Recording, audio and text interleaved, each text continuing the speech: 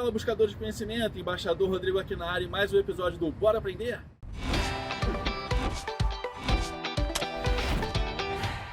Quer perder totalmente o medo da PROC-V? Fica comigo até o final do vídeo e bora aprender!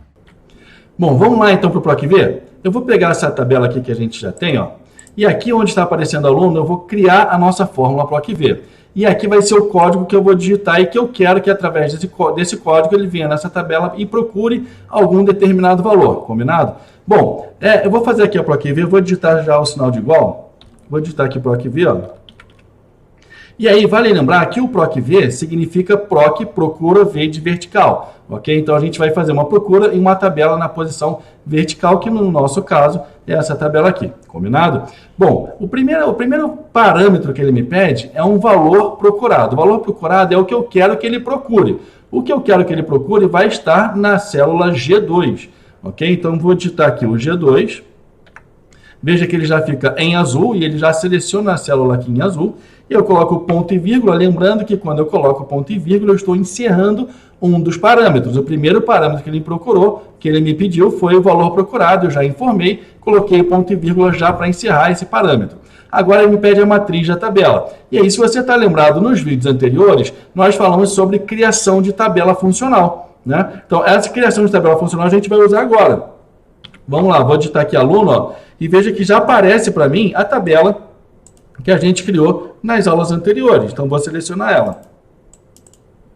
Quando eu selecionei, ele já colocou em vermelho aqui e já mostrou para mim o intervalo que corresponde a essa tabela que a gente criou. Legal? Então, agora eu coloco aqui o ponto e vírgula, porque eu terminei um segundo parâmetro e vou para o meu terceiro parâmetro, que é o número de índice de coluna. Mas o que é o número de índice de coluna?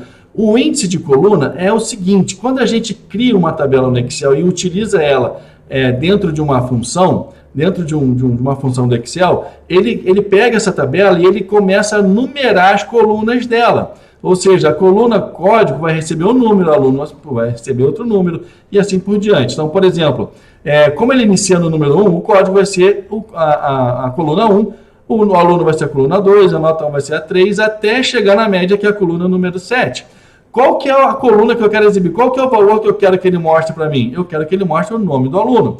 Se eu quero que ele mostre o nome do aluno, e eu sei que ele começa sempre pelo 1 e o código é o número 1, eu sei que o valor de índice de coluna que eu preciso informar para ele, é o 2, porque se refere a aluno. Então, vou colocar aqui o número 2. Então, ou seja, o código é o número 1, o aluno é o número 2, a nota 1 é o número 3 e assim por diante. Mas eu quero que ele me traga o nome do aluno, então vou digitar aqui o número 2. Ponto e vírgula. Bom, agora vem uma outra questão que, se você viu os vídeos anteriores, você vai lembrar que uma das regras, na verdade, das fórmulas, é que a gente tem alguns parâmetros que estão entre colchetes. Esses colchetes indicam que não são obrigatórios de serem informados. Então, eu poderia simplesmente encerrar a minha fórmula aqui, que funcionaria normalmente. Mas eu vou informar porque eu quero que ele me traga exatamente o valor que eu quero. Se eu não fizer isso, se eu não informo ele, ele me traz um valor padrão. E talvez esse padrão pode não ser aquilo que eu esteja esperando, ok? E muitas pessoas, acreditem, erram exatamente nesse ponto no PROC-V. Então, fica a dica, eu vou informar aqui qual que é o valor que eu quero. Se eu quero o valor verdadeiro ou falso. O verdadeiro ele vai me trazer uma correspondência aproximada e o falso uma correspondência exata.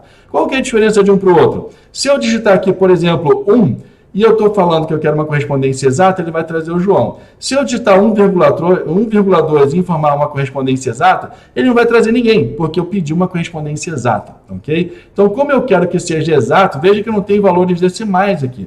Eu tenho valores absolutos, ou seja, 1, 2, 3, 4 e assim por diante. Então, eu quero que ele me traga um valor exato. Eu poderia simplesmente digitar o falso aqui, eu posso digitar o 0. O 0 significa o falso, que é uma correspondência exata. Eu pressiono Enter e aí está.